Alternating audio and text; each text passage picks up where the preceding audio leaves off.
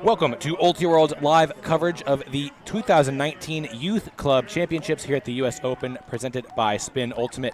With Caroline Hart, I'm Daniel Prentice to bring you this semi-final matchup between 13 seed Connecticut Harpoon and the 16 seed Indianapolis INcognito. With a spot in the championship game on the line, we should have an exciting one here. Caroline, is there anything in particular that you're looking forward to keeping an eye on in this one? All right, yesterday I was watching the quarterfinals that Harpoon ended up winning, and they had a really good connection between John Clyde often to Bobby Elson. And so those two have been really looking for these deep throws that John Clyde has been able to put pretty much anywhere on the field. Another great player to watch, Teresa Yu, was working the midfield really well in that game. They've got a lot of standout players. Clyde, you mentioned, is going to the University of Texas next season. You going to North Carolina, so two star players going to power college programs next season. So fans for those two college teams should keep an eye on those two at least. Indianapolis has some star players that we'll get a chance to take a look at as well. You see Indianapolis on your screen there.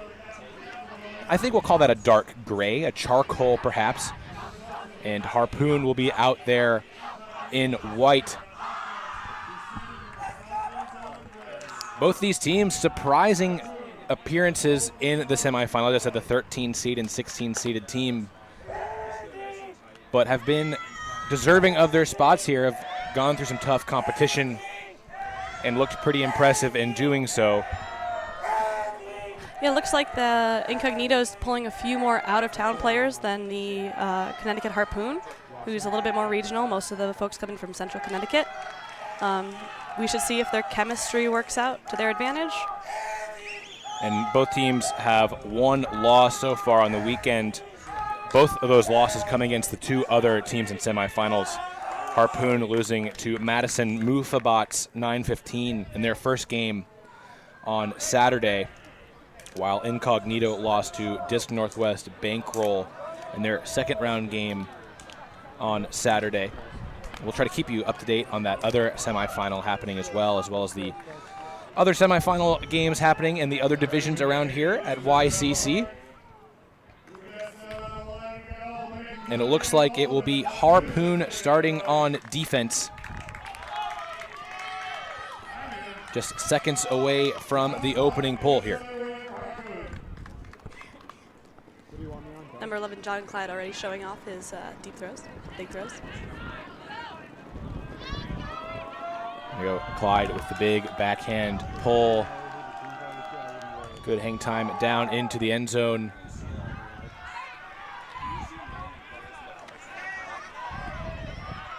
Harpoon out already near midfield. Darren Smith swinging the disc across, able to find Ella Branford. Devontae Smith further downfield with that completion as Harpoon enters the red zone.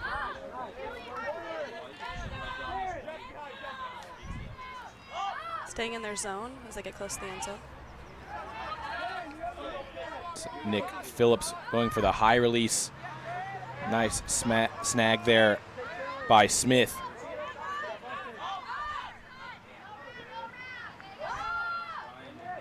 And that throw to the end zone from Devontae Smith, able to find its target in Nick Phillips. So impressive execution offensively from Indy to get us started.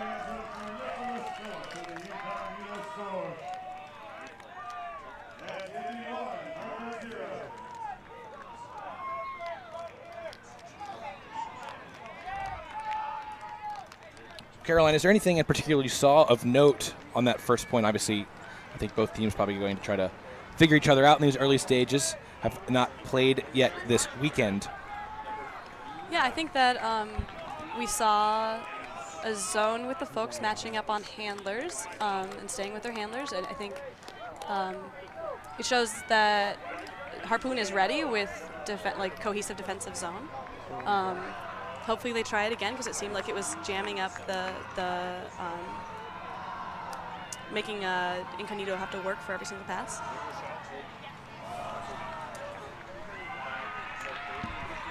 So now after that opening hold from Indy, we will get our first look at the Harpoon offense. Bit of a false start there on the pole. Looks like they're ready to bring it down now. Three big offensive stars here: John Clyde, Teresa Yu, and Brian Elston, all on the field right now. And it's Yu with the disc at the moment. He's able to hit Ethan LaValle on a reset. Bobby Elston, his forehand downfield, too low, looking for Jessica Hattrick. Well, it looks like we had some bad contact earlier in the play. Zachary Corvo down holding the back of his neck. He looks to be okay. I'm not sure if there was a foul that will bring the disc back or not. Most importantly, though, it looks like both players are all right, and it will be a turnover. So Indy with the first team to have a break opportunity in this game. It will be Nate Phillips picking up for INcognito. Phillips hits Smith underneath, and Smith going to unleash a big forehand downfield. That's tipped, and a late effort to save it anyway from Simon, and pole comes up empty. So the Harpoon offense gets to have a second crack here. It's Clyde looking for a massive backhand downfield, looking for Corvo downfield, and that deep shot puts them just outside the end zone. Quick tap back in, and then a toss for the score. John Clyde, we talked about the throwing ability. We get an early look at it there with the full field huck. Bobby Elston at the end of the play with the goal. We have pretty calm conditions right now, a little bit of light wind, but he was throwing that yesterday in much windier conditions, and he seems to be able to do it all day. Get another look at the block there by Corvo, able to get just enough to prevent the catch. That would have been good for a break. Not exactly a conventional look on the huck from Clyde. Really big rainbow of a pass. Leaves the entire frame of the screen there for a bit. Beautiful trust play.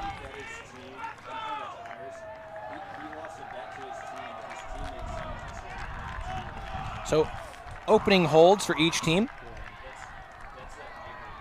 Connecticut having to survive a turnover on theirs. We see head coach for Indy INcognito, Zach Mabry. Not the conventional choice of hydration to have a full 2-liter bottle of Coca-Cola on the sideline.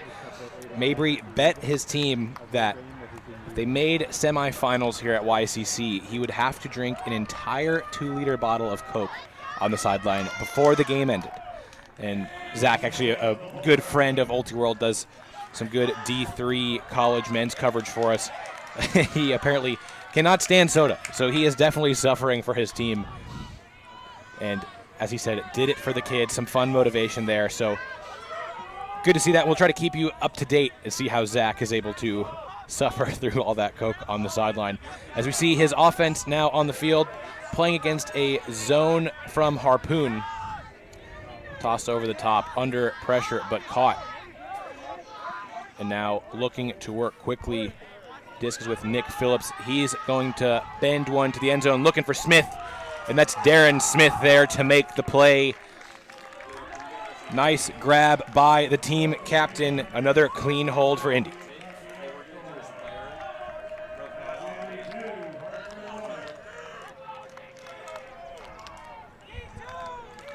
Seeing some really good defense there from Teresa Yu, almost getting to that disc on a swing. And then we had really good pressure from Mason Zane and Bobby Elston. Deep, close calls for Harpoon. Just too strong in the air, though, is Darren Smith. And he is our player to watch. Leads the team with 14 goals and 8 assists this weekend. Already playing in his third year here at YCC. There he's listed as 15 years old. That is incorrect. He is 16. Still, though, pretty impressive young age to be here already in his third YCC. and he's one of the top varsity basketball players in the state of Indiana, a state known for its basketball, so that is a pretty impressive accolade. We've already seen his early impact in this one, particularly on that leaping grab under pressure for the Indy hold on that last point.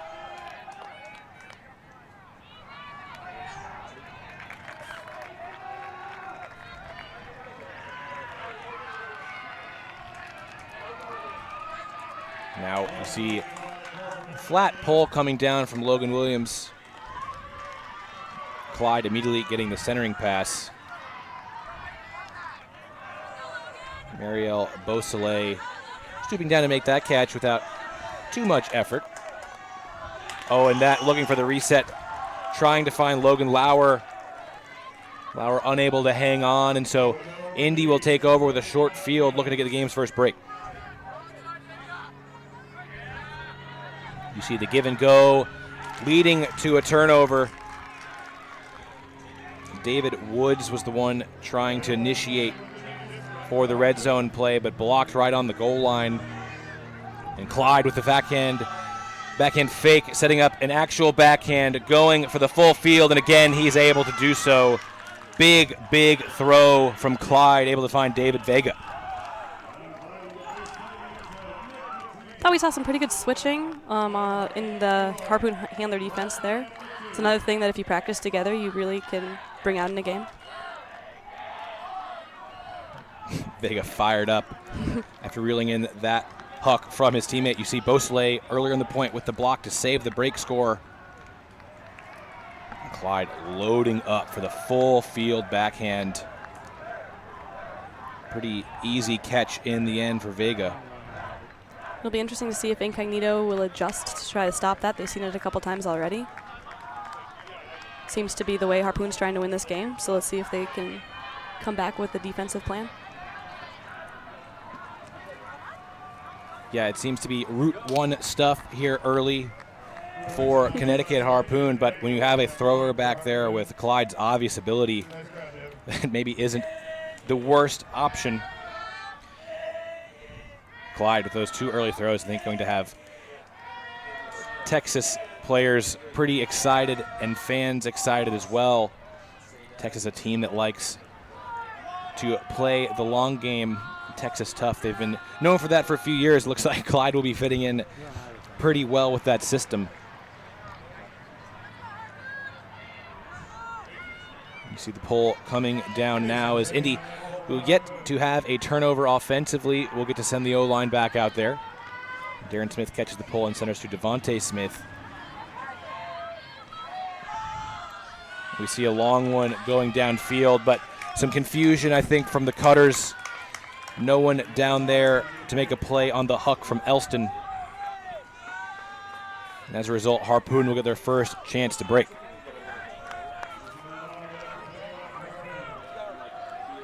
It's LaValle there, you see, picking up the disc out of bounds and bringing it to the sideline.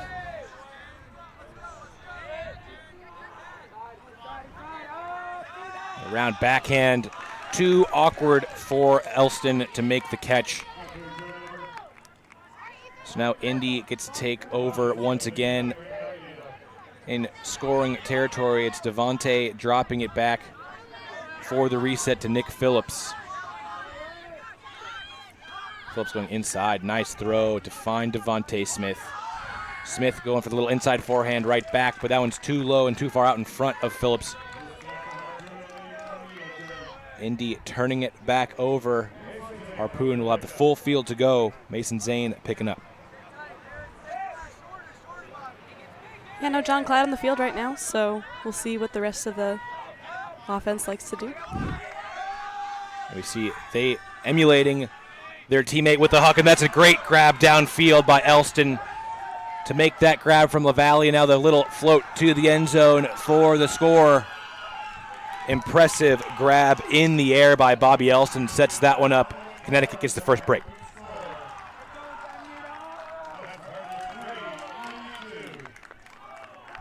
Had a great cut going into the end zone there from Jessica Hattrick.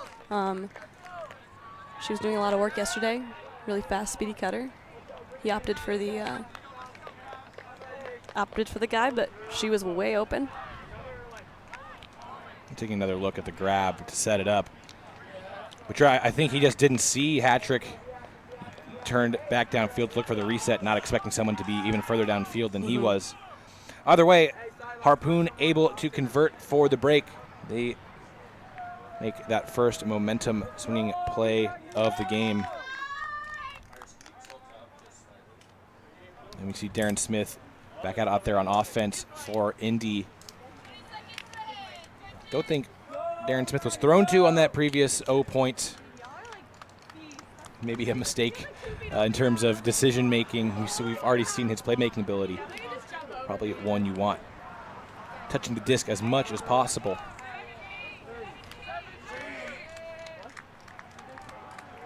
But Harpoon, the D-line, getting to send him back out there. This time with John Clyde. As you see, he'll be the one doing the pulling.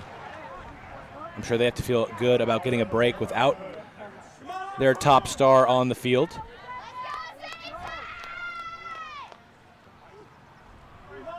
Big pull is stopped and centered to Devontae.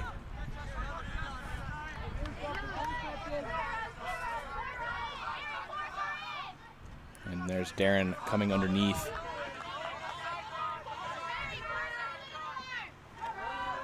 Easy backhand, fighting Rose Malinowski. She brings it back to Ella Branford. Branford right back to Malinowski. Great patient offense.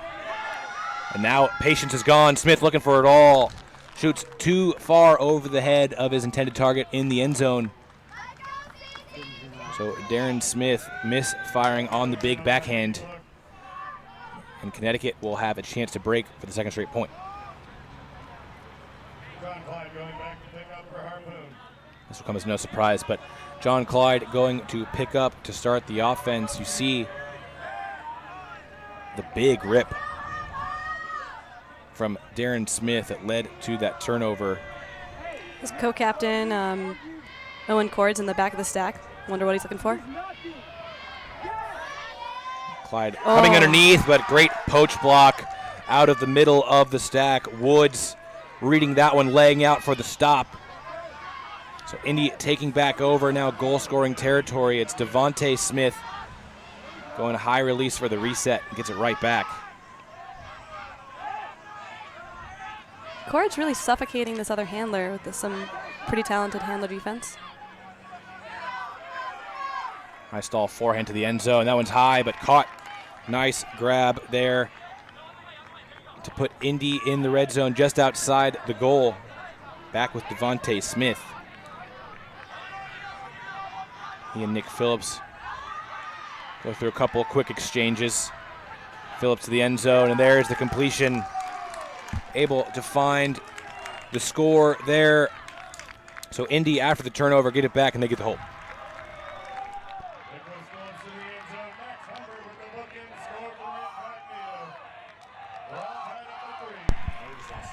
We're back.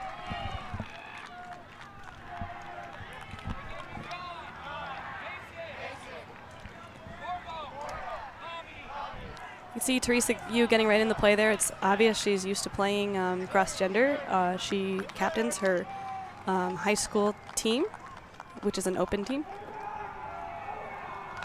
Totally fearless.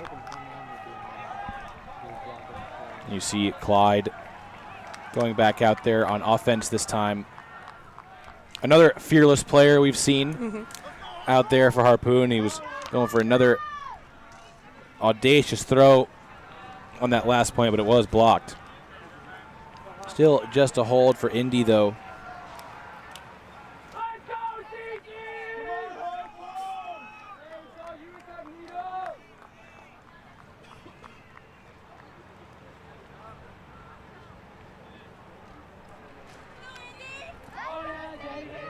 The pull coming down from David Woods. Clyde with the easy little dish. Getting it right back, though, from his teammate Mason Zane. Corvo underneath. Harpoon moving quickly. Elston looking for you in the end zone. That one's too far. A big bid from Clyde at the end there, too, also coming up empty. So a pair of Harpoon stars in the area, but neither can make the play. Indy's big star, Darren Smith, comes under and going downfield right away, looking for Impole. And Impole with an incredible grab against his momentum to save that one and putting Indianapolis just outside the end zone. Oh, but the continue to the wide open cutter for the score is unable to be completed. Incredible grab by Impole. Rachel Moore, the one unable to complete the play for the score. Harpoon getting away with one there. They take back over. Airing it out is Claude, as he's done so many times already in this game. That one is snagged. Great elevation. And then another turnover right after a big play. Corvo, the one to make the mistake, this time after the highlight reel grab. Hat trick open again. She's getting open all day. She looks great out there. Darren Smith trying to catch that one at his shoelaces, unable to do so. Short field for Connecticut.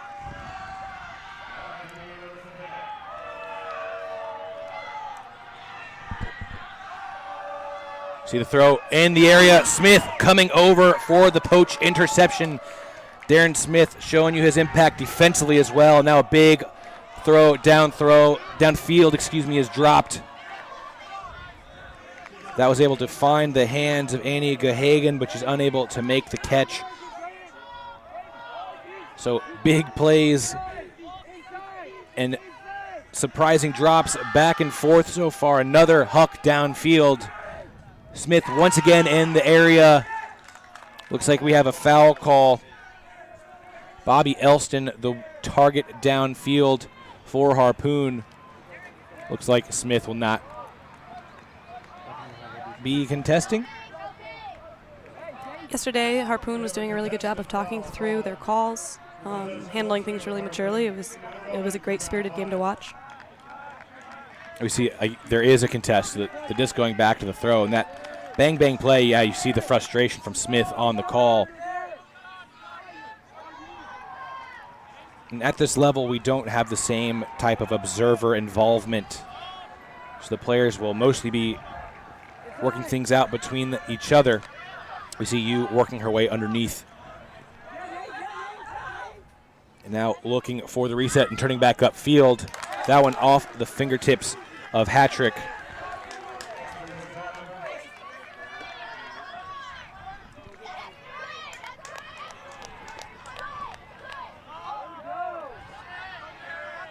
Gahagan making that grab and centering to Smith. He's going for another big forehand downfield. A few players down there, and that is on the money.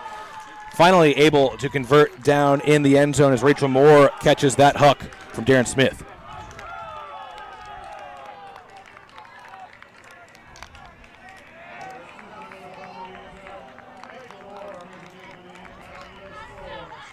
Really great to see that confidence in that run. Sometimes when there's so many people cutting to the same space, you want to pull up and make space for your teammates, but she just tracked that one down and took it in, and her team is thanking her for it. See that incredible grab from earlier in the point by Simon Impole. Yeah, unbelievable grab over the wrong shoulder. The craning one hand, leaping against his momentum just to get there. I mean, that play was chock full of highlight reel plays. And then finally there, the throw and catch that ended the point. So we've seen Darren Smith's ability to make some impressive grabs. We saw in that one his ability to make some big throws as well. See a couple of players in a hammock in the soccer goal taking this one in. As he was open, just 2 rounds left, including this one. We've been here since Friday covering the ICC International Club Championship portion of the U.S.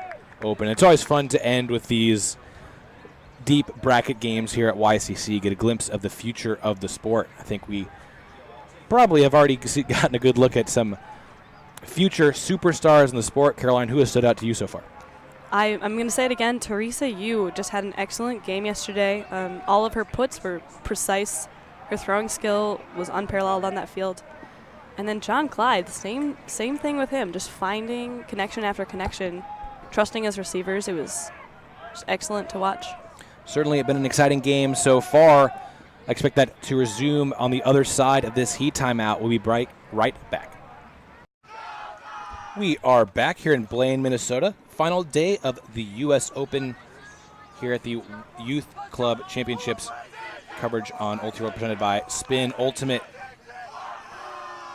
Get a look there at Simon and Pole for Indianapolis INcognito. Made one of the most impressive catches, as Caroline said, that we have seen all weekend long, regardless of whether it was at the ICC or YCC. And Impole, a pretty interesting figure on this team. He originally born in the Democratic Republic of the Congo, was a refugee in Tanzania, now currently in his third year in the United States. So really an incredible story, and a player, as we have seen, capable of incredible plays as well.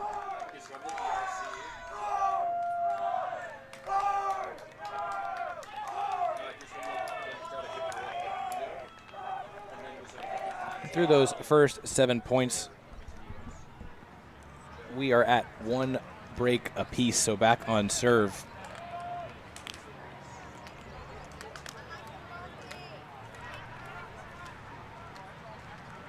Take a look at the Harpoon O-line that will try to correct the mistakes we saw from them on the last point, giving up that break.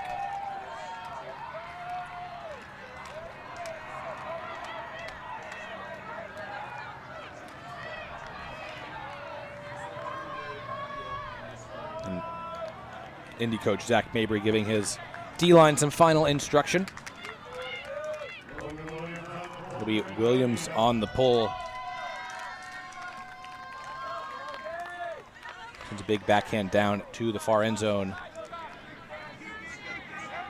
The Valley centers to Clyde. Clyde underneath to Vega. Nice around from Vega, hitting Corvo.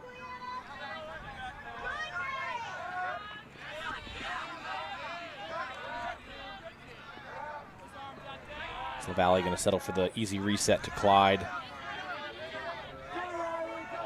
Clyde snapping a forehand underneath. Hit his target, Corvo in the chest, unable to make the grab. And that one dropped right back. Ryland Hassett, underneath, unable to make the catch.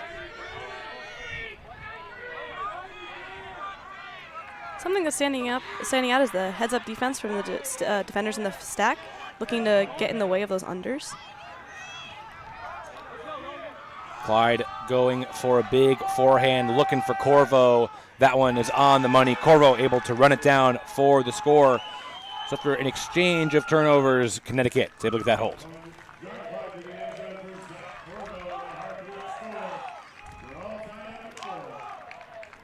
So we're going to see another INcognito O-line point. They've been doing a really good job of distributing the disc to all their teammates. I think it'll, as the game goes on, I think that will really work to their benefit. They've been using all their players, making a lot of really aggressive cuts and trusting each other on the unders as well as the deeps. A little more gender-balanced play from INcognito than we've been seeing from Harpoon so far. Yeah, and you saw that contrast in that previous point. So we got another look at the hold from Harpoon. I think all of the throws on that point were thrown to boys. So an interesting contrast of style and roster. It also should be noted that Harpoon has a much smaller roster than INcognito.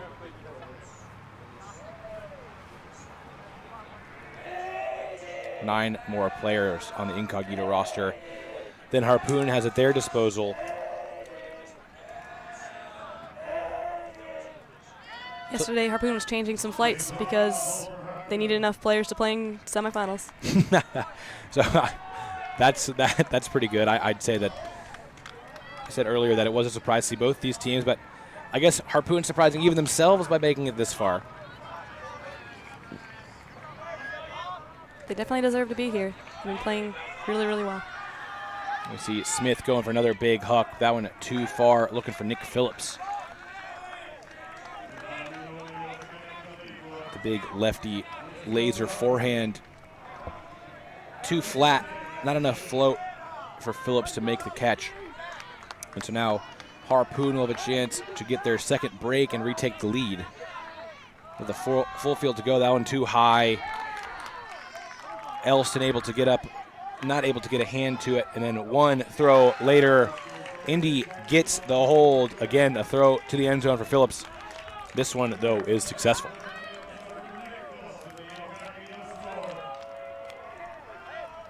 Got a few of those underthrows popping up in the air for Elston. It almost seems like he's going to get there every time, too. You see the disc there. I like that spike. Hanging the disc there on the pylon. You take another look, as Caroline mentioned. Elston getting up so high, but not high enough. And the second big forehand from Darren Smith to Phillips for the conversion on the hold.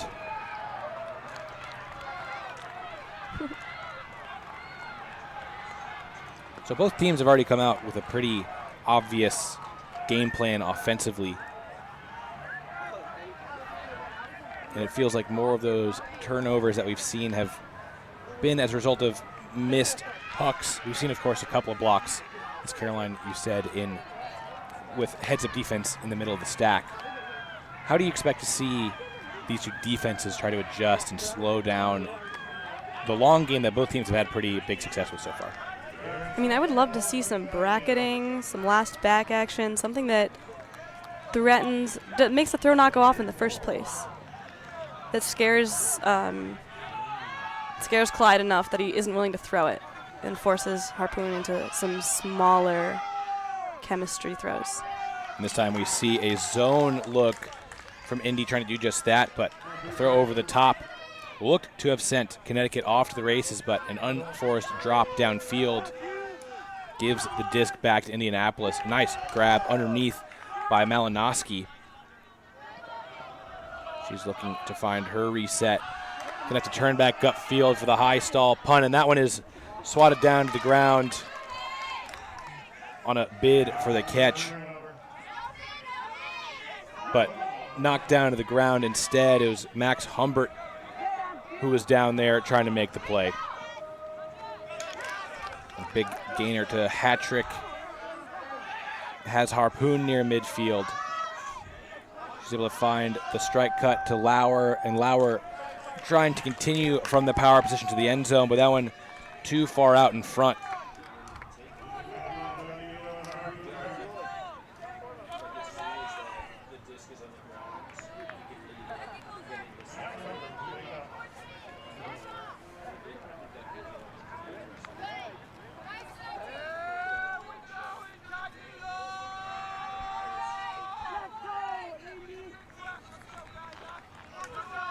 We see throw underneath to Darren Smith.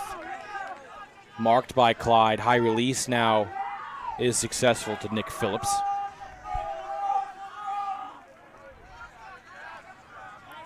Moore. The quick dish, and now Smith making that grab from Humbert. And Smith looking to the end zone. That is a absolute dime across the field. Able to find his wide open target in the end zone.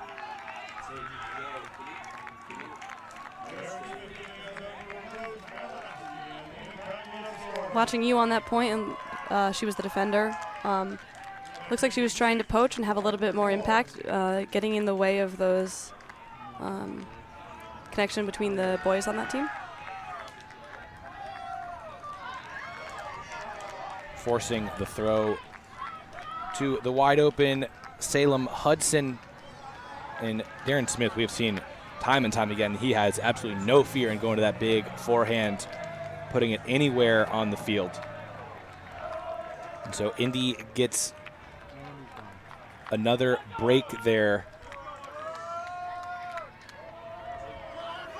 Open up their largest lead of the game at 6-4. I think that'll be a tough point for Harpoon. They had beaten the defense, the early defense from Indy, getting over the top of the zone immediately on the first throw, and then seemingly off the races. They had numbers in the Indy half of the field, but perhaps a case of looking for the throw before you make the catch, as the disc was dropped on an uncontested catch.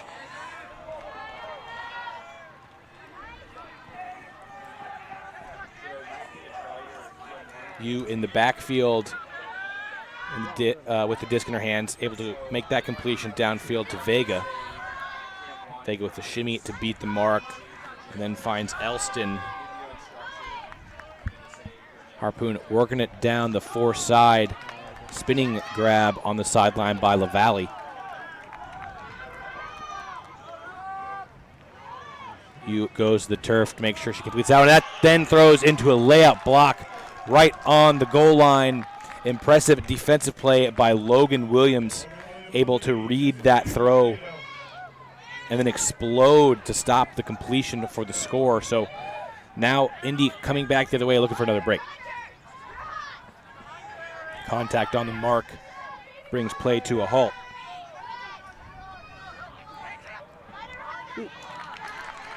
See the sliding grab to save the point block.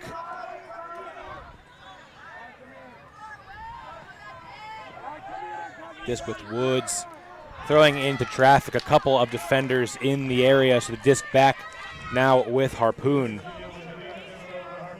I think Teresa, you got that, got a hand on that. There are a few players in the area. It did look like you was probably closest. I couldn't quite tell who made the play defensively. For now, it's Clyde with the disc, completing that throw underneath to Teresa Yu. Yu coming around to LaValle. Elston open underneath, gives it right back to LaValle. Quick exchange down near the end zone leads the score as LaValle and Elston with the furious exchange leading to the hold. So after the turnover, impressive defense downfield gets it back for Harpoon. They're able to hang on for the score. Showing that they have a short game too. A good give-and-go system as well. Take another look at that block from earlier by Williams, and then the block by Yu to take it right back.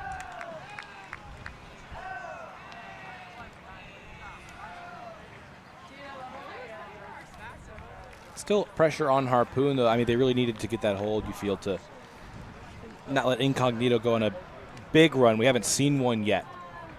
INcognito currently leading breaks 2-1, but neither team been able to put successive breaks together.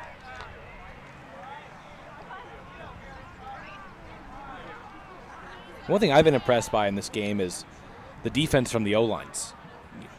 Both teams have had their fair share of turnovers with the offense, but both teams really willing to play impressive lockdown defense downfield and sacrifice the body to get the disc back after a turnover. And that's the kind of play that can keep you in games when you're not executing at your best offensively. Harpoon's got a 13-year-old playing on this D-line, Sarah Azrin. Azrin is number 9 on the line in the bucket hat you see on the field. 13 years old. Caroline, I have to imagine that she is the youngest player playing in this division. I think there are a couple other, just two other 13-year-olds playing. Wow. It's pretty incredible. Darren Smith wide open as Indy is attacking this zone with near block. Instead caught by Phillips. But now Phillips trapped in the sideline trying to get it off. He swings it over to Branford, now in the hands of Darren Smith. Smith the blade to the end zone, finding Devontae Smith for the score. So nice zone offense there by Indy, gets the hold.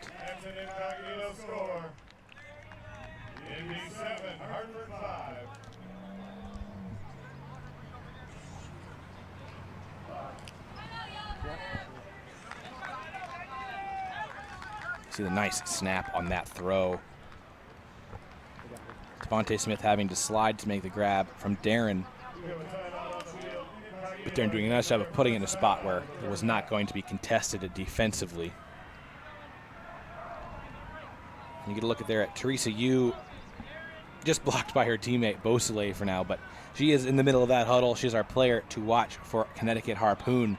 So far this weekend, she has 5 goals and 5 assists. Second on the team in points behind her teammate John Clyde. She captains the boys team at Hotchkiss School in North Carolina, I believe you said? No, she's going to North Carolina. That's it. So at Hotchkiss School in Connecticut. She will be attending North Carolina Pleiades next season. So a nice pickup for the team that finished tied for 3rd place at College Nationals this year, as they continue to put together strong recruiting classes. And we've seen you already have a pretty decent impact in this game. It was her block downfield that helped Harpoon get that hold on their last O point. I think her impact is stronger than her already good stats. She has a big impact in the middle of the field when things are flowing for Harpoon. Her throws are very precise. She finds a lot of great spaces for her cutters to run onto. It's just a pleasure to watch her control the field when she's on there.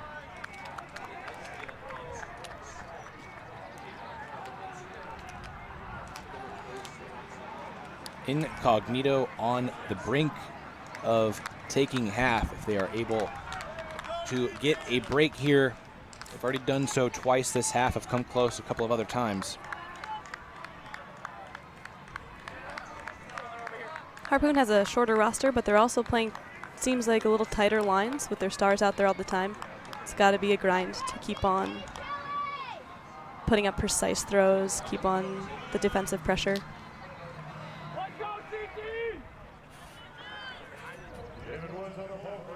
It's Woods with the pull for INcognito. A bit of a line drive. Caught in the air by Zane and centered to Clyde, now with you.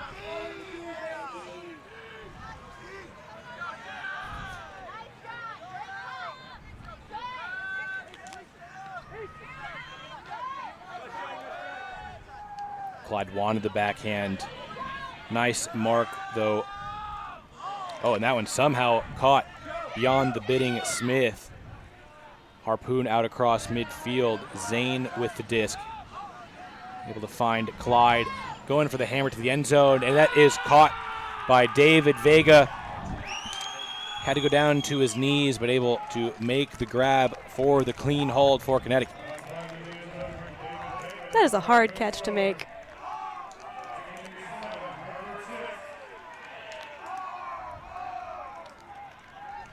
Clyde definitely has that hammer in his arsenal. He was using it quite a bit yesterday to open up the field, open up the break space, and his receivers seem more than capable of pulling it in.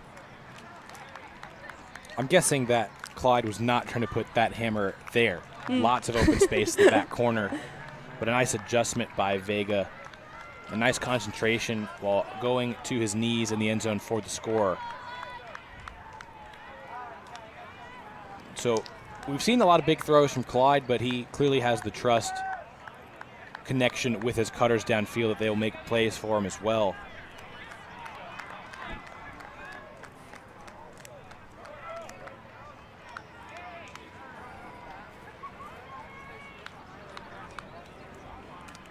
So the Harpoon D-line now will be tasked with needing a break here to try to get this game into half, at least on serve.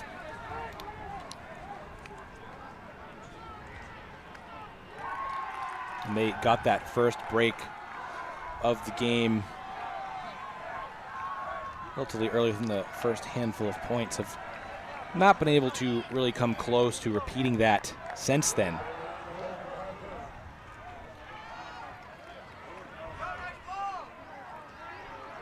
Devontae Smith stopping the pull. He gets it right back from his teammate in the backfield, Humbert, against this zone from Harpoon. It's been mostly those two taking these touches. Devontae with it on the far sideline. Brings it back to Phillips. He's going to hammer all the way across the field, looking for Branford. She gives up some yardage to be able to make the catch. Darren Smith, the standout so far in this game, popping it over the top to Humbert. Nice vision from Smith.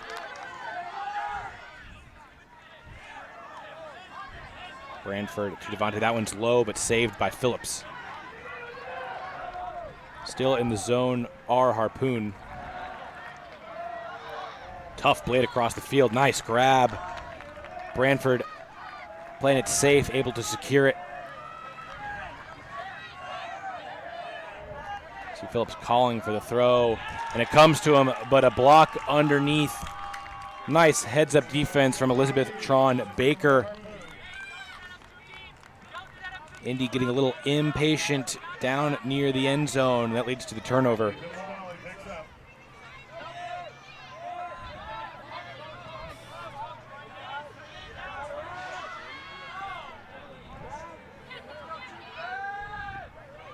Still in their own red zone is Harpoon. LaValle going to try to change that, looking downfield. That one is reeled in by Owen Cords. Elston with it now. Harpoon is on the verge of breaking back to get this game back on serve. LaValle surveying the field. Gets it right back from Vega. And a little flip to the end zone for the score. And that is Vega with the goal. So he and LaValle take over down near the end zone. Harpoon ties it back up. It's really nice to see an effective zone. Harpoon really working that all the way down the field. Equinox did seem to anticipate it coming out in a hoe formation and was able to be really patient with Branford, putting in a lot of having a big impact as one of the handlers back there, a patient force on the field, but it's a great defense by Harpoon. Yeah, Tron Baker with the block. And then being able to go the full field the other way, getting most of it on the big huck. So Harpoon winning the red zone battle on both ends of the field. And as a result, able to get the break to get us back on serve at 7-7. Whoever scores this next one will take half.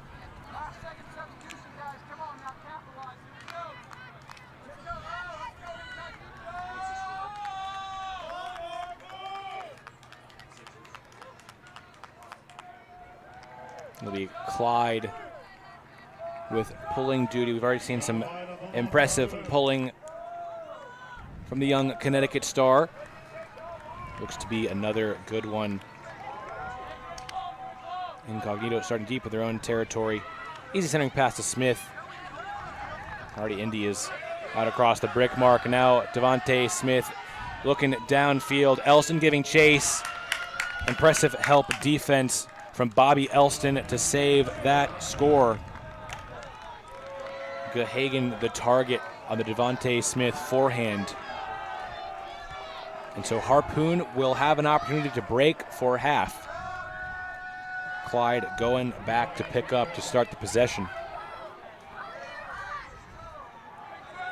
See a vert stack from Harpoon, which has been really successful so far. Elston winning under that knee, freeing himself from Darren Smith. Oh, and that throw up line a little too hot. Tough grab on the line there for Clyde, unable to make the catch. And so Phillips picking up now for Indy.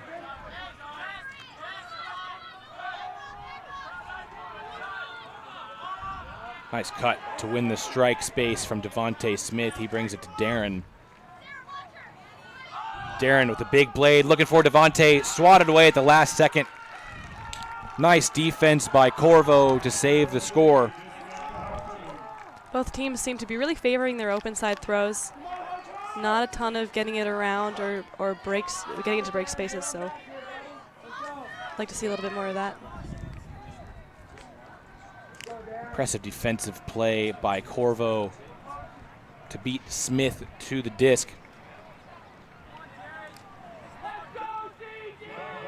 No surprise to Clyde picking up once again in the front corner of the end zone.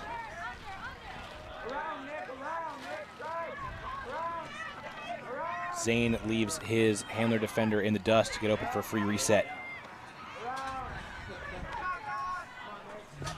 Swing to Clyde. Clyde airing it out, looking for Elston down there.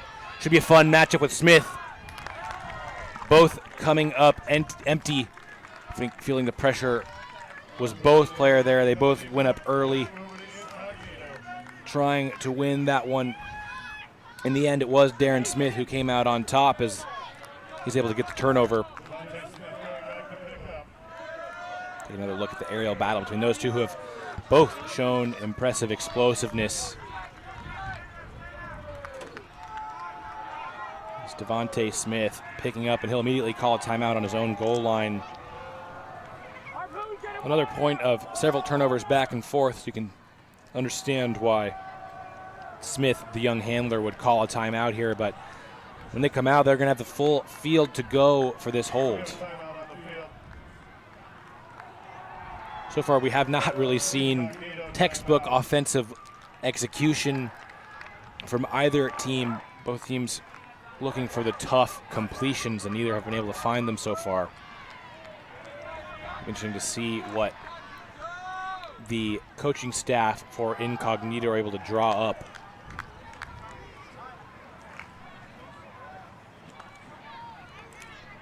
Other side, you see the Harpoon D-line being spoken to. A nice job defensively. Full of impressive defensive plays. I think they'd probably ideally like to give themselves a short field opportunity here.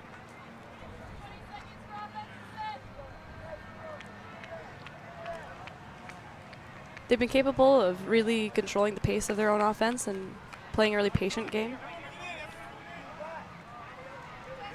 I think working it down the field with a bunch of unders would probably be a great look. It'll be Devontae Smith on the disc. Darren Smith last back in the stack. I imagine he'll probably be a pretty big part of whatever Indy has drawn up offensively.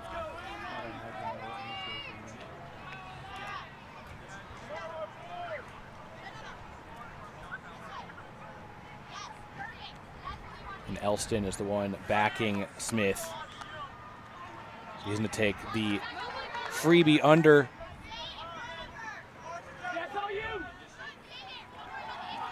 Going for a big forehand, looking for Phillips. A couple defenders in the area, and Phillips goes up over both of them. Big grab by Nick Phillips. Indianapolis making another big play for the score to take half. Wow. Both teams putting on the fireworks there in the first half. In the end, we're going to go to the break on serve. Take another look at the ability by Phillips to high point that disc over Corvo, who'd already made a couple of nice defensive plays earlier in the point. Fun first half with a spot in the championship game on the line. We'll take a break for a few minutes. Excuse me, I've actually been told we're going to go to the other semifinal game where it is 7-7 on our other field. We have San Francisco at 7 with Atlanta in the boys division. And we see we are in a timeout over there.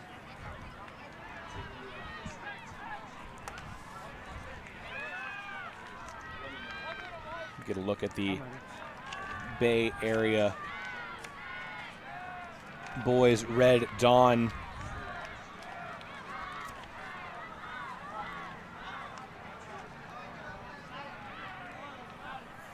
fun matchup between the 2 seed versus the 4 seed over there. And 2 teams that are perennially in contention for a spot in the championship game.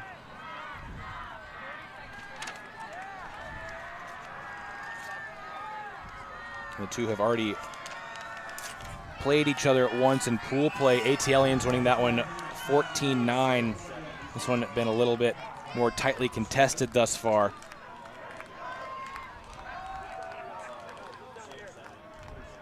Some of the biggest stars of the upcoming freshman college class for the men's division featuring in this one, Leo Gordon for San Francisco and Aiden Downey for ATLians. 2 of the most prized recruits of this graduating class of 2019. Gordon will be going to Brown. And that was him we just got to look at with the disc. Looks like he'll be pulling to Atlanta.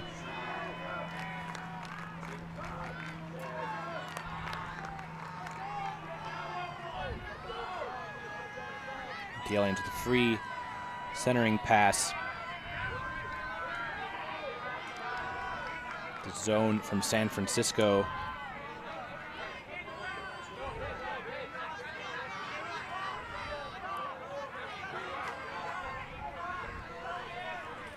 Aiden Downey be going to Georgia next season.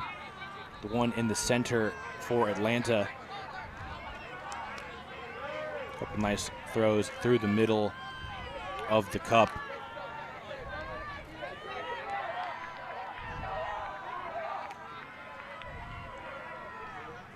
It's Jake Powell. Bring it to Ben Dameron. Back with Downey, who's been a big name at this level for a few years. Should be a big, impactful player right away at the next level. As we see his throwing ability, a big blade across the field. And now ATLians off to the races. They slow down a little bit here as they enter the red zone. Yeah, it's not windy out, so those over-the-field throws are totally viable in this game.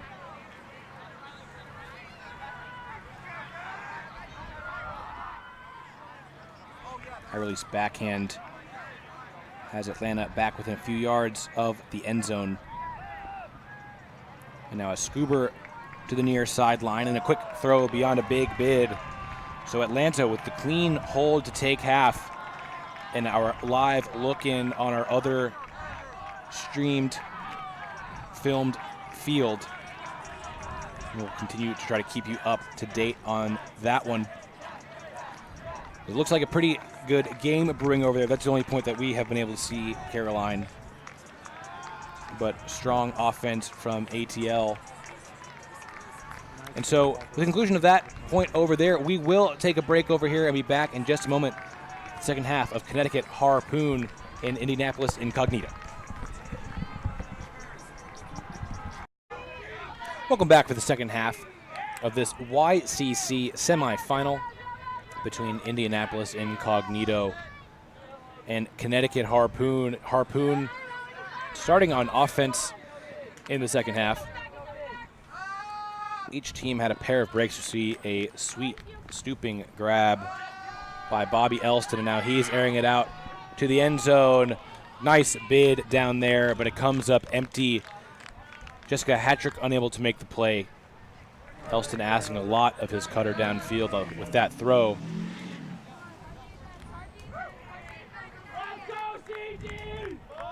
So an early chance to break as we take another look at the turnover. Hattrick not quite able to chase that one down.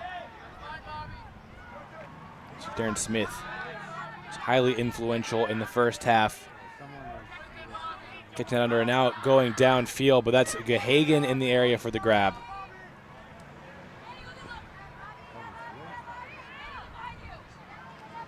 Gahagan doing a really good job of checking in with her thrower on that catch. Williams to Smith, and Smith on the second effort. Wow. How did he make that play with Elston right there? Darren Smith has done just about everything you can imagine in this game. That one will go right up there with his individual highlight reel. That should not have been possible.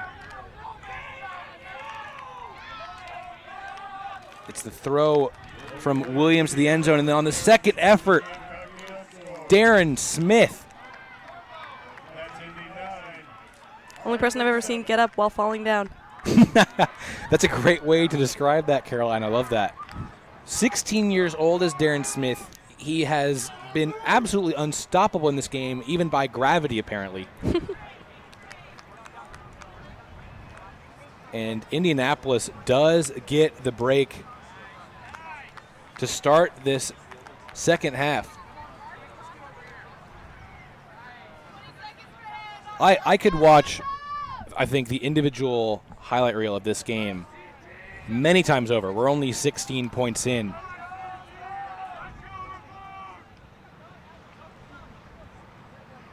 The ups from both players to get there, and then just the second effort, the incredible reaction time by Smith, just to have the wherewithal to even make a second bid at that disc. INcognito is right to trust him so much. No kidding. He has not made them regret really any of those decisions. And so now we see Harpoon offense back out there. Owen Cords coming to Clyde. Clyde, the around throw to find Corvo. Tough handler defense from Indy, forcing Harpoon backwards. And then a throw into traffic from Clyde. Williams there. And now he's looking for Smith once again. This one a little bit easier, but still a nice play, a nice grab from Darren Smith. Those two connect for their second straight break.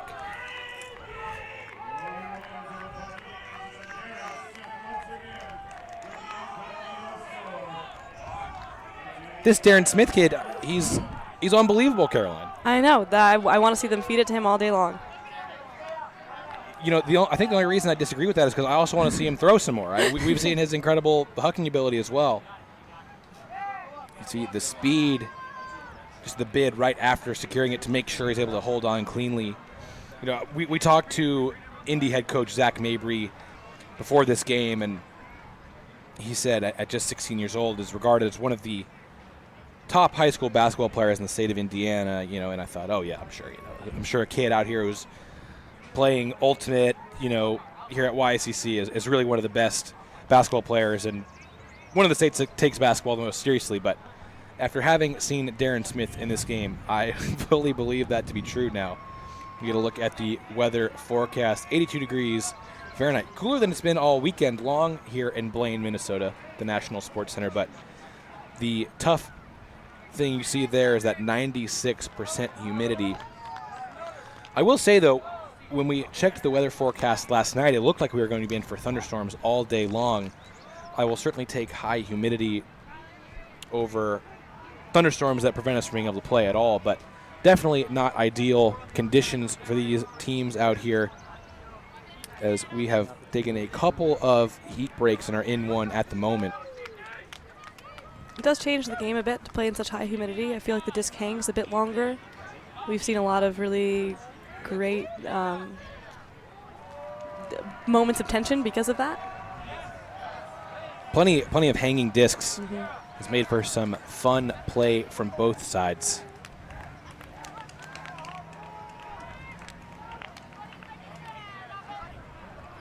And to give credit to both of these teams, they don't look very tired. I mean, both teams are still out there making incredible plays. And Harpoon, I'm impressed by in particular. They've had a couple of sloppy turnovers in the last couple of points, but even with their small roster, haven't looked too tired out there. And it's a long weekend. The third day of the tournament for these YCC kids. I think connecting so quickly on big throws means that their cutters are not as tired as they could be. It's a positive to that game. You able to find Elston with Clyde now. Going for the hammer, looking for Vega, and Vega all alone. Great throw on the hammer from Clyde. Harpoon finally able to get on the board here in the second half. Such confidence in that throw and confidence in his receiver.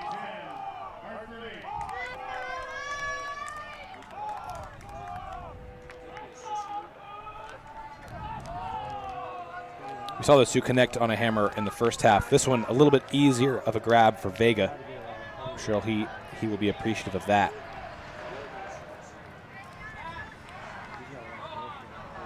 We've seen so much of the Harpoon offense work through those few players, Elston, Clyde, and Vega. And Teresa Yu had a couple of touches early, able to start that move for Harpoon, but otherwise we really haven't seen a ton of involvement from the girls on Harpoon. Yeah, it can be tough to play mixed at the highest club levels and have a good balance there, and finding it out as a youth team is got to have its challenges. Certainly. I'd love to see more involvement from the girls, more space made for the girls on the team, and it's working for them. But if Equinox adjusted their defense a little bit more and had their girls out there poaching more, it could really shut them down.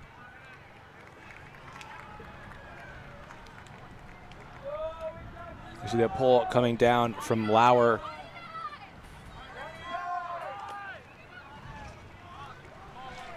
Caught by Humbert. High stall throw, looking for Darren Smith downfield. He elevates for the grab, now just outside the end zone.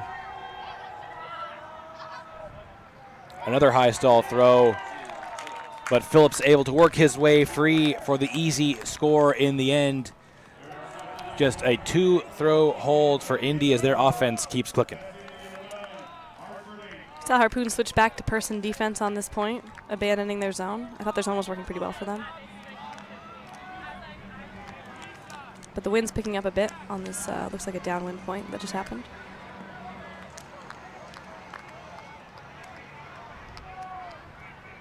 Another nice grab from Darren Smith.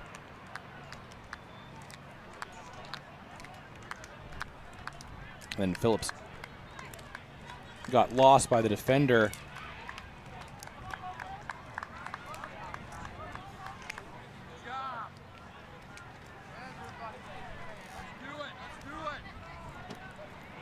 So Indy has definitely been the team in the ascendancy in the first few points of this second half. Of course, starting the half with those two breaks and getting the clean hold the first time they've sent their offense out there after the intermission.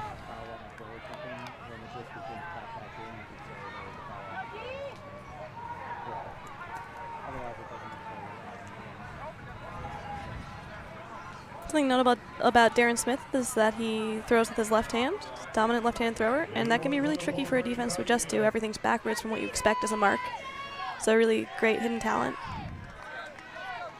Yeah, and we've seen him pull off some incredible throws, mostly with the forehand. So that is one area where I think that Harpoon could make an adjustment, is maybe forcing Smith backhand on the throws. We've already seen him be able to pull off an array of releases with the lefty forehand. So Yu working her way underneath. Quick continue to Elston.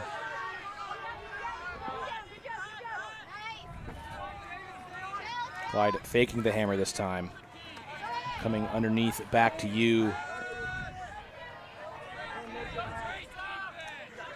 Yu turning, try to find a reset. Instead, Elston had been able to work his way open underneath just in time. Yu running the show here for Harpoon. And the easy continue to the end zone finds Corvo. So that's something we have not seen from Connecticut Harpoon much in this game, but Teresa Yu running the show there offensively. And they get the hold. She looked like she was almost every other touch there. She definitely did go every other throw. Those last handful of exchanges bailed out by Elston on the high stall, but once that happened, you took right back over. Does it count as a bailout if it was so perfect? I would say yes. Still a bailout, but perfectly executed bailout, certainly.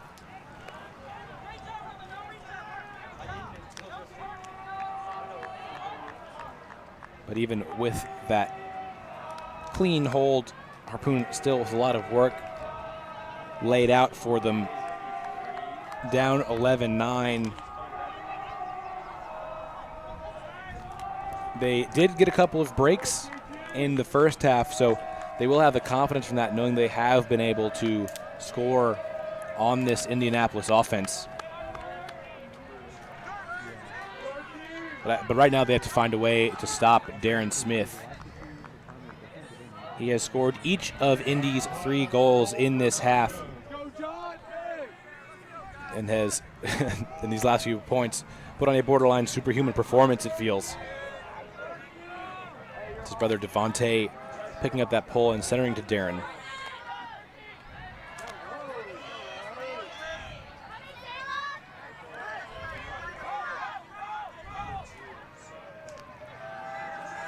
And it does look like they've made that adjustment of forcing backhand to try to shake things up.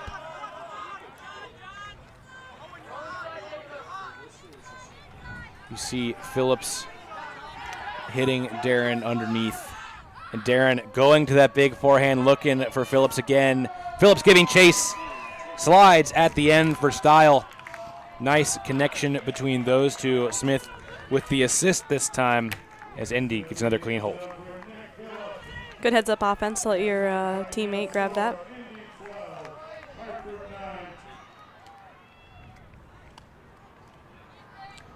We see once again Harpoon giving up the forehand from Darren Smith.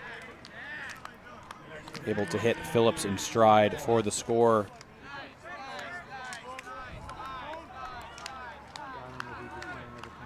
Nick Phillips had a strong first half as a cutter for this Indy team. And showing you that Darren Smith not the only effective downfield threat for INcognito. And we are in another heat timeout, so we will take a breather as well and be back in just a few moments.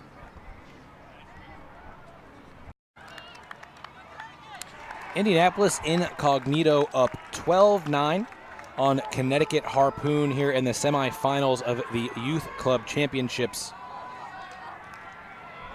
We have had a fun one here. Indy up 3, but both teams have had their fair share of explosive plays. Indianapolis has got to be feeling pretty confident right now with Darren Smith having an amazing game. Yeah, no one has been more explosive than Darren Smith, both throwing and receiving. See the throw for the assist on that last point. The catch, the one play before that, and that little highlight package coming on the first point of this half for a break. This has definitely been the Darren Smith show here in the second half. Harpoon will have to try to find an answer. I don't think they're going to be able to stop him, but trying to find anything that will be able to slow him down just to give them a chance of getting back in this one will be critical. No Darren Smith on the field at the moment for Indy, and so that'll be good news for Harpoon as John Clyde, who has been Harpoon's biggest star thus far. Elston's had a nice game as well. Wins that initial under. Gets it right back into the hands of Clyde.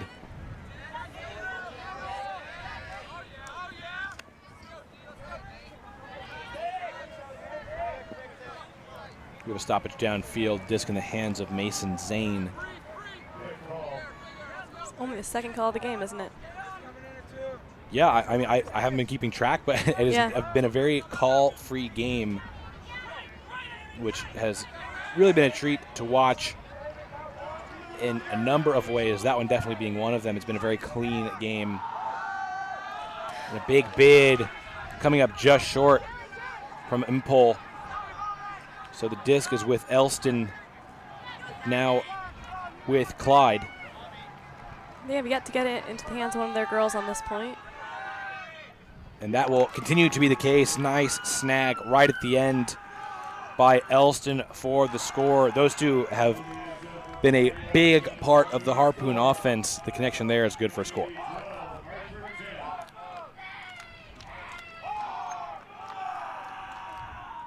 See the near block from Impole. And Clyde has shown an ability to hit really any spot on the field. Impressive forehand to find the open Elston. Good risk taking by Impole. It was a aggressive and precise D. It didn't put him in danger. It was very, very close, but it was a good athletic play. And Caroline, you mentioned that there was not a Harpoon touch from a girl on that last point. That has been the case for a lot of their offensive possessions in this one. Neither team has put a large playmaking burden on their girls. Indy has also made a lot of their big plays through their boys, but it does feel like Indianapolis is a little more comfortable relying on the girls in particular roles offensively than Harpoon is. Looks like Indianapolis is still looking to their boys first, but when they look to their second option, it's to a woman and they trust her. Harpoon is usually looking first look boy and then second look boy as well.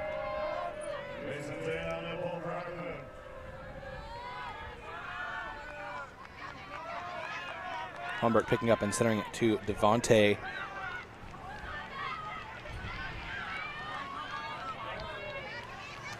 Devontae looking for his brother, Darren.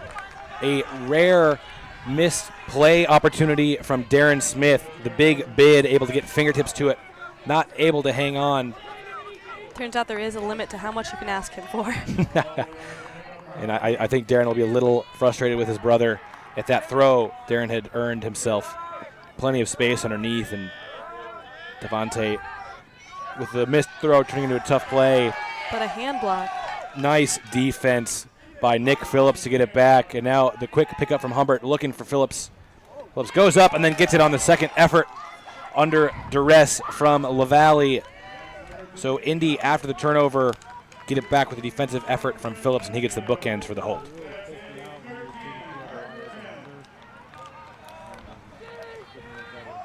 Indianapolis widening their lead, up 13-10 right now.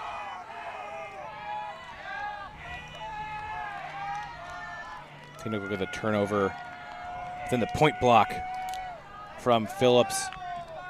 He's able to trap Harpoon on the sideline. Both players going up early. It was Phillips who was able to adjust quicker. Phillips with a classic box out there. Couldn't get it, blocked his defender on the first try and then cleaned it up on the second with all that space in front of him. Really talented move. That's the thing that has stood out to me, Caroline. You mentioned the talent. So much talent on display in this game from both teams. It's amazing to see such strong fundamentals at such a young age. I feel like it takes a long time to learn those. And I wonder if these youth have been playing for, maybe they're just picking up faster. Well, as you mentioned earlier in this game, I mean, there's a 13-year-old playing in this game, and Sarah Azarin. So by the time she reaches the level of these 18-year-olds, she'll have already been playing for 5-6 years. And I think that's becoming more the case with Ultimate. Players picking up the sport earlier and earlier, really in every part of the country. So you see a big forehand from Clyde. And that one is tracked down. Nice grab in the back of the end zone for Cords. Teams now trading the big plays back and forth. It feels like it's been a little while since Clyde's gotten one of those off.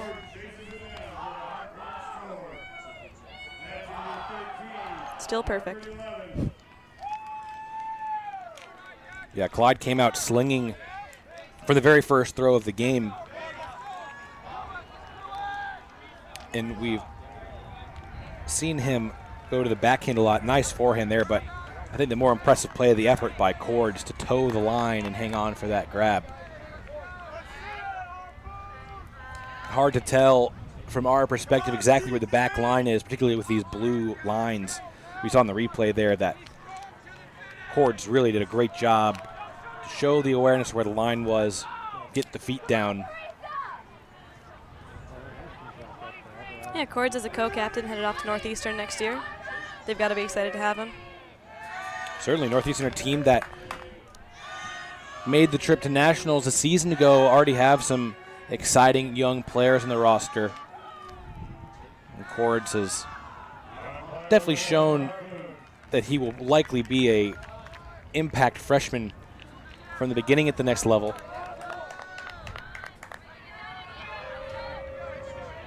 A player who's still a couple years away from impacting a college game, Darren Smith, catching the pole.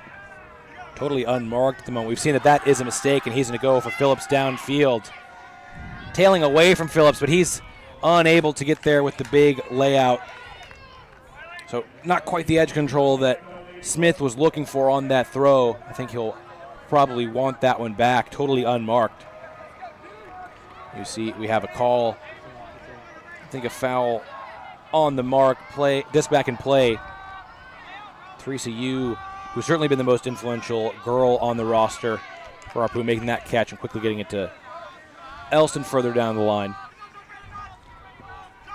Big swing brings it over to Clyde. Clyde looking downfield for Elston, a pair of Indy defenders in the area. It's Darren Smith that gets the hand to it, but it's caught after the deflection by Vega. And Vega finds Yu in the end zone, so there is a much-needed break for Harpoon. They're back within one. Look at the energy on that field right now. This has got to feel really good to be coming back at this point in the game.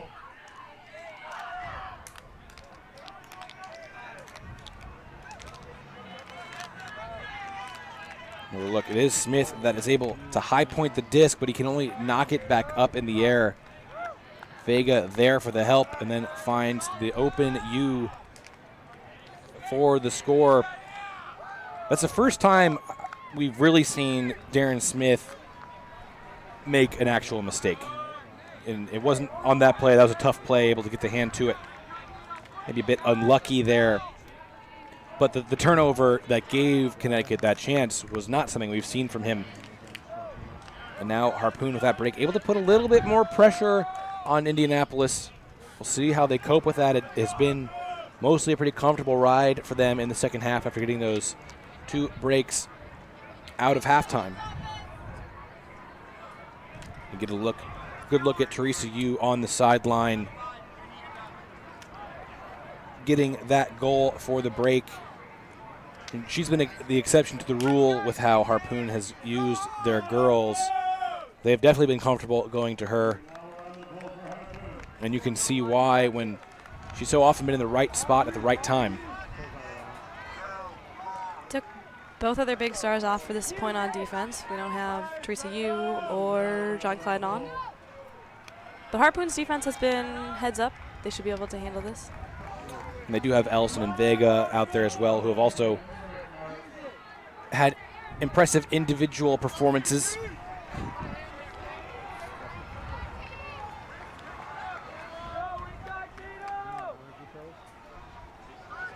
It's Darren Smith, and finally we see Harpoon force him to throw backhand.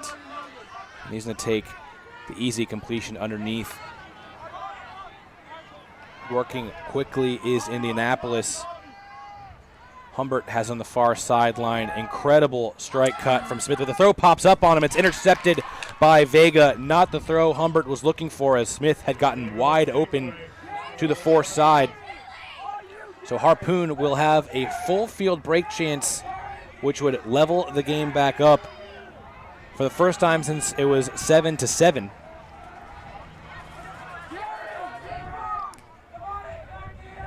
Great communication with fakes, really moving their offense with the fakes they're using to ask them to change their cuts or do a different thing. It's been a talent of the Harpoon offense. Out across midfield now is Harpoon. Disc with LaValle.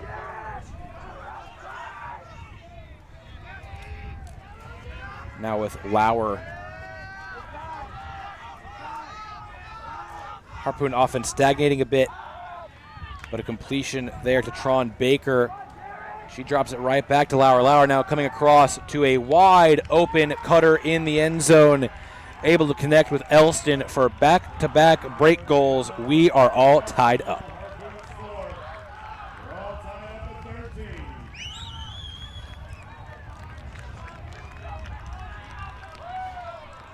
And that, I think, is of course, they wanted a break, but to get one without, as you mentioned at the start of the point, Caroline, without their two big playmakers, Clyde and you out there, has to give them a lot of confidence.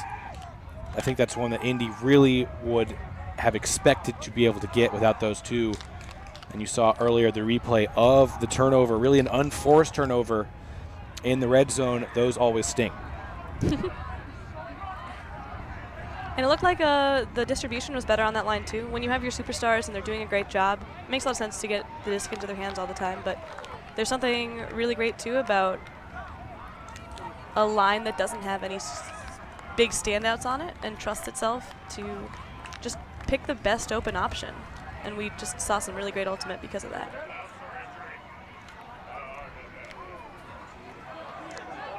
But now we have our stars back.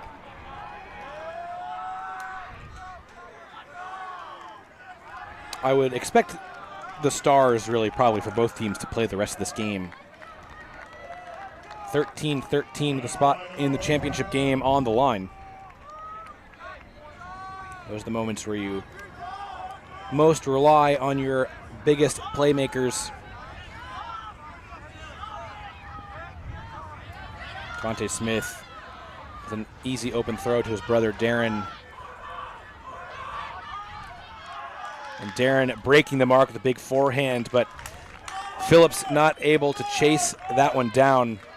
So another turnover from Darren Smith, who's finally shown some little moments of fallibility these last couple of points. It does seem like Harpoon's adjusted the mark a little bit there. 41 was putting on a flat mark to try to avoid those big throws. So maybe Harpoon's been talking a bit about how to shut him down. And that's something that we were asking for really since late in the first half, Caroline. And that adjustment seems to have made a difference in this one, as Darren Smith has not been able to get off those easy big forehands that had been getting Indy quick, easy holds. Oh, that throw pops up in the air and then swatted to the ground, but saved. No, not quite saved by you. She was able to get there. Chaos in the middle of the field on the missed throw from Clyde. We may have 3 to 5 foul calls here. Definitely a lot of players in the same area. Looks like we don't have a call, though. So Indy taking back over, and then a quick forehand from Devontae Smith, but that one goes out of bounds. A little weather update is that the wind is picking up. Storms are rolling in, so might get a little bit more chaotic before it ends. See the turnover. Great leap by Humbert to get a hand to it, and I think that was enough to create just enough wobble to prevent you from making the catch. Felt like just about every player on the field had a bid at that one. But after Smith, the one throw turnover back the other way, Harpoon has it once again. Elston high release. Clyde able to track it down. He sweeps it over to Corvo, now with Elston.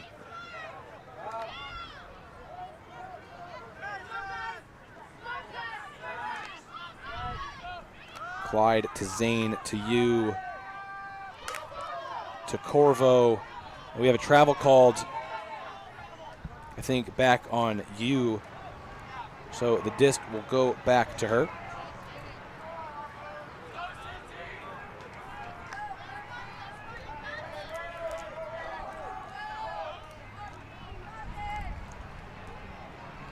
Players getting themselves situated where they were back at the throw, at the travel call, disc back in play.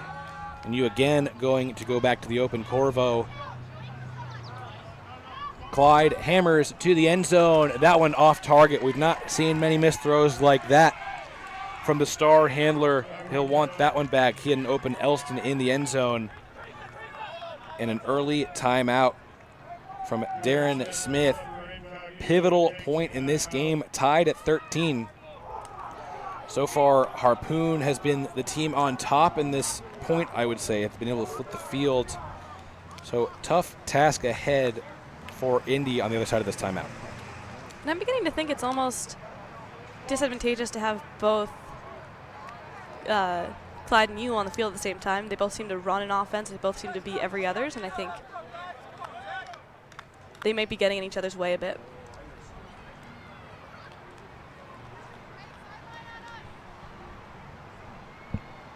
So all of a sudden, the Indy offense has hit a real snag. It seemed like they were converting on just about every single look they went for earlier in this half. Now have really not been able to find any success against this Harpoon defense.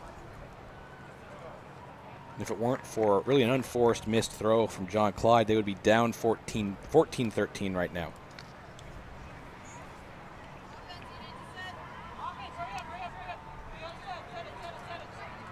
Wonder if Harpoon will come out in the zone here, shake things up. And we'll get to see that shortly.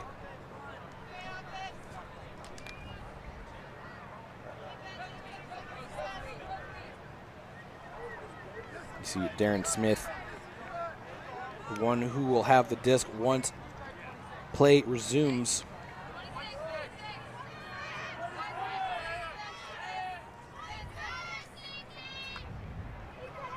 And it looks like it'll be matchup defense from Harpoon.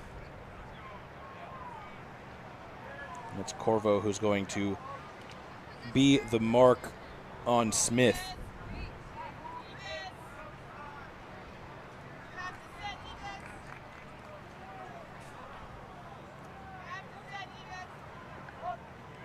Smith quickly resets to his brother, Devontae.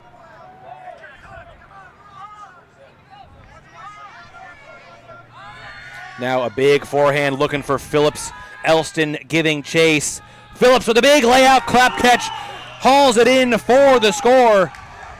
Quick hold outside of the timeout. More fireworks from Nick Phillips. Equinox needed that momentum. They needed a big play, and he delivered. He's been doing that in the end zone all day long.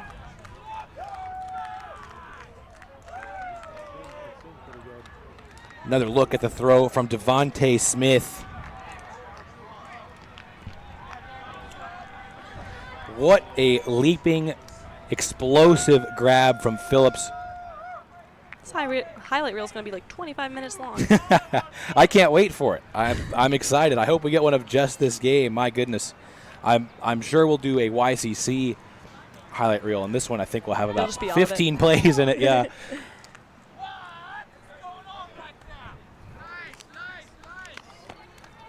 The standstill forehand from Devontae Smith, too. I mean, really going the full field. The skill as well as the athleticism on display on that point. So now Indy grabs that big point to maintain the lead. And a break here would end it. Personally, I hope it doesn't happen. I'd like this game to continue for a little bit longer. They could play this one all day. Game to 35. We see Zane grabbing the pull. He's hit Clyde cutting strike. He comes back for the big backhand. It's contact on the throw. Unfortunately, it looked like that one caught the defender Woods in the face. And we've seen the power that Clyde has in the backhand. So that one leaves Woods down on the field in pain. It looked like a follow-through is what caught Woods in the face.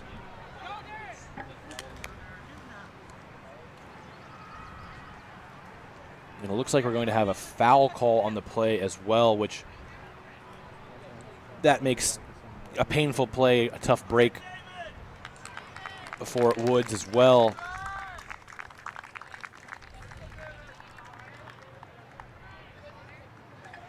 So the disc will be back with Clyde. Woods will come off the field, replaced by Darren Smith. First time we've seen some observer interaction in this game. Fortunately, Woods does seem to be okay, and the second throw from Clyde is completed. Smith thought about the big layout block, decided not to. Now Clyde airing it out. He's already frustrated with himself, and you can see why, as it's swatted away down in the end zone. Nice defensive play to save the goal. It's like a pretty good spirited conversation about whether or not there was contact there. And as soon as Clyde released that one, he was frustrated with himself. And the turnover now gives Indy a chance to break for the win. Clyde, nice defense downfield until that final cut had locked up Smith on his first few bids, and Smith making the catch on the second effort. Looking for the win right here. A couple of players in the area, but that one hits the turf. Missed throw from Quentin Pollard. So Harpoon still alive for now. Clyde looking to the sideline, asking if he wants to take a timeout. He elects not to do so. Shimmies and finds Vega underneath. What were you going to say, Caroline? Oh, I said what an exciting matchup to see Clyde and Smith. Certainly the two biggest stars from this one. And I think that's one area where Smith has not influenced the game a whole lot, is defensively. So it'll be interesting to see how he attacks the matchup with Clyde. Clyde hitting you in the quick swing to Cords. Clyde slipping, trying to get open for the reset, now leaves the backfield. It's you able to work her way open for the reset. Back with Cords now, and Cords looking for Clyde downfield. Late bid from Clyde, but he never had a real chance of getting that one, and now it looks like he's going to have to call injury. It's a lot of pressure on him all day long. Looked a little bit tired going after that. His team's been asking a lot of him. Definitely an exhausted late effort from Clyde. A little desperation in there too. I mean, out of the hand, it didn't look like he had any real chance. You see, disc well out of bounds.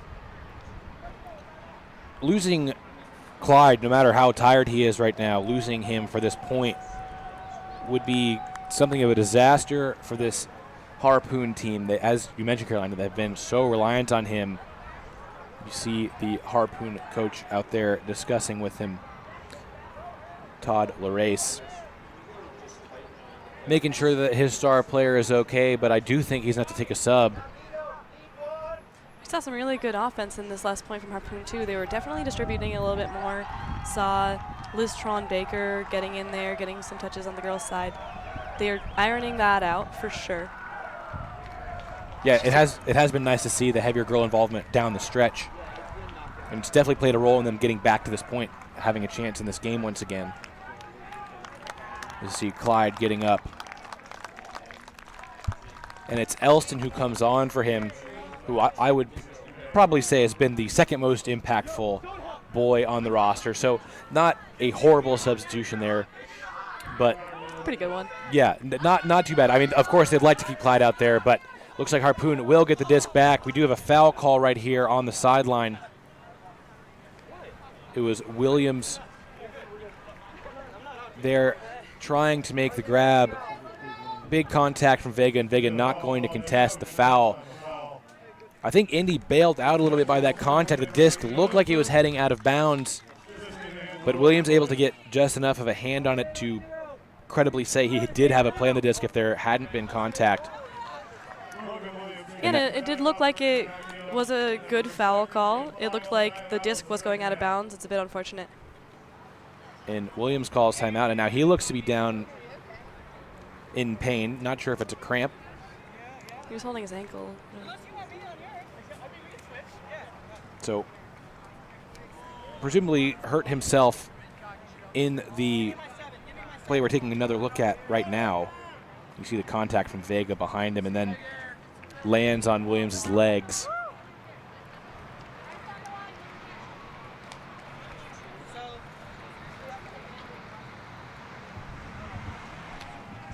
But again, really, I think, the good spirit continues to define this game. No contest from Vega on the foul. Yeah, I haven't seen any of the players get frustrated at the other team. I've seen a lot of smiles, a lot of handshakes. It's great to see the youth game taking the spirit of the game to heart. Yeah, that certainly has been a very enjoyable aspect of this game. There's barely been any calls at all, let alone contention over them. And games that are usually this close and this competitive at other levels generally don't fit that description. So that has certainly been a nice aspect of this one. And we do hope Williams is okay, just as we hope Clyde is okay on the other side for Harpoon. It looks like Williams is actually going to stay out on the field despite looking fairly hobbled still. So I guess he did not call injury. And he, as we saw, he didn't go down to the ground until after calling timeout. So we'll continue to see if he tries to stay out on the field or if he calls injury right away. He's marked by cords.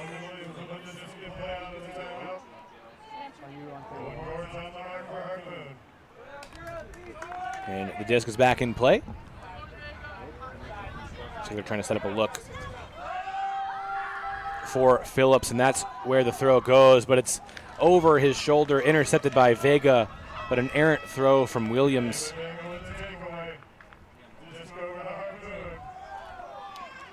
Disc with Vega, his heels on his own goal line.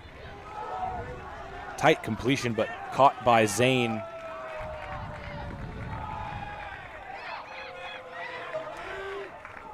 Zane finds the reset to Tron Baker. Looks like we might have a stall call back at the throw. Definitely was in the hands of Zane for a long time.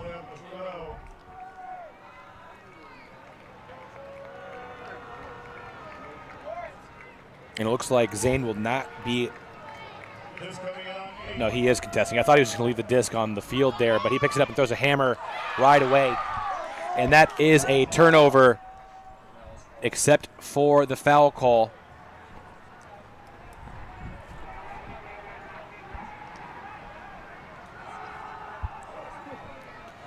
So the players discussing the call. It'll be contested. So Caroline, maybe we jinx this game a little bit. Yeah. As soon as we give in the players lack of contested calls, you take another look at the play. You get back-to-back contested calls in quick succession. You take another look. It does look like it was probably caught by the Harpoon player before the disc was swatted out of the hands. And we have an update in another semifinal between Triforce and Buddha. Buddha breaks on double game point to knock off Triforce 14-13. So they will be in the championship game to play the winner of Atlanta and San Francisco. Of course, these two teams here also playing for a spot in the championship in the mixed division. Leaping grab from Phillips to save that swing from Darren Smith. Free swing now to Pollard. Looks like we have a stoppage downfield. And perhaps not. There's definitely a couple players that thought so. That one off the hands of Pollard and makes the grab on the second effort. Contact late from Vega will bring play to a temporary stop. Indy knocking on the door, and that a low throw saved in the end zone by Williams for the score. I guess he was still good to go after all. Indianapolis INcognito breaks for the win, 15-13. They're heading to the YCC final.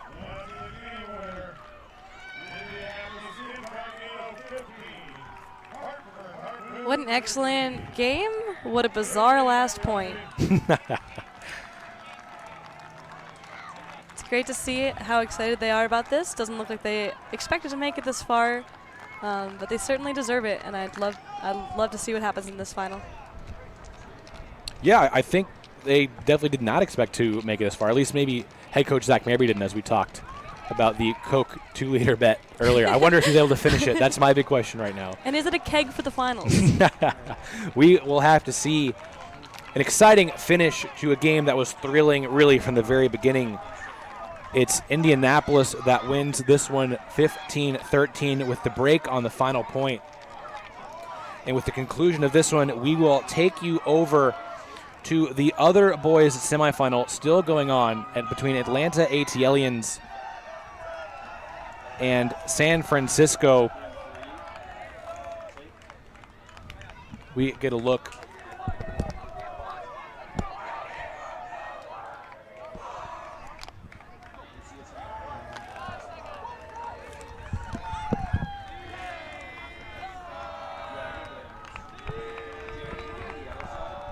We aren't sure what the score is at the moment, trying to get it for you.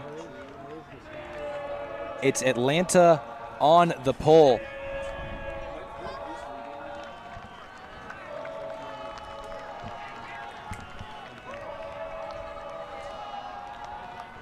Atlanta is up 12-10, so San Francisco in need of a late comeback.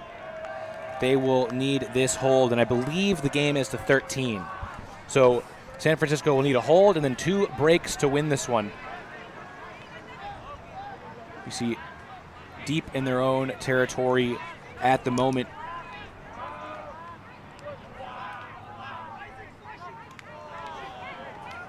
And the winner of this game will face Boston Buddha in the final. Offense looks like it's making a lot of space for itself with a well-distributed host stack. Massive layup block bid just centimeters away would have given Atlanta a short field break opportunity to ice it.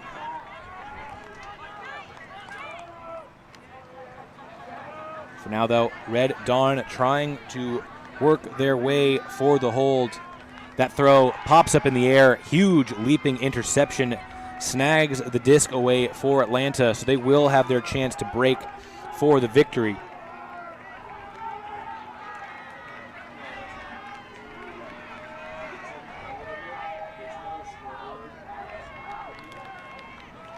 Couple of strike passes has Atlanta in scoring territory. Expert move, the timeout call. And it looks like it'll be Aiden Downey with the disc in his hand on the other side of this timeout. Caroline, with the break here in this game, as if you're just joining us, again, Atlanta up 12-10 over San Francisco in the boys semifinal. Atlanta with a chance, will have a chance to break for the win on the other side of this timeout. Let's try to collect our thoughts on the full game we just saw in the mixed division between Connecticut, Harpoon, and Indianapolis INcognito. Just a spectacular game. I mean, a spectacle in every definition of the word from the get-go. And the fun comeback, exciting comeback from Harpoon of those couple of breaks, unable to force double game point, but I think both teams would probably have to feel pretty happy with the way they played down the stretch. Yeah, and we had great showouts. We had a great exhibition of stars in this game, but I think what ended up happening is the team that distributed the disc the most won the game in the end. I think Harpoon relied a little too heavily on their top players, who had an excellent game, but at the end that they ended up gassed, and Equinox really managed to keep all of their best players in top form by using everyone on the field. Yeah, Clyde for Connecticut unable to finish the game. That's certainly not the ideal situation for them, but they asked so much of him. He truly left it all on the field, unable to finish that final point. It looks like these two teams here in the boys division are out of the timeout. Aiden Downey with the disc in his hands. Quick little give and go to give it back, and now Atlanta knocking on the door of the break to win here.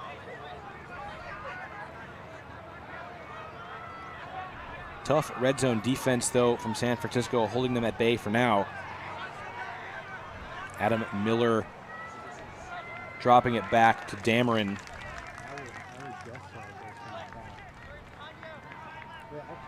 The freebie at the front of the stack. Didn't mean to speak over you there, Caroline. Thought that one was going to be for a score. And that one is. Right. Atlanta breaks to win. ATLians, they are heading to the boys final. the 13-10 win over San Francisco. So a couple of exciting finishes here on the Ulti World feed. And this game, if you would like to see the whole one, will be available on ultiworld.com with an Ulti World subscription. You can get one of those at ultiworld.com/subscribe. So a thrilling round here in the semifinals at YCC. In our fully streamed game, just once again, Indianapolis INcognito beating Connecticut Harpoon 15-13. Fun couple of games there. We've got one more round coming at you. We have the girls division final coming up in just a bit. So be sure to keep it on ultiworld.com/live for this continued live coverage of the YCC presented by Spin Ultimate.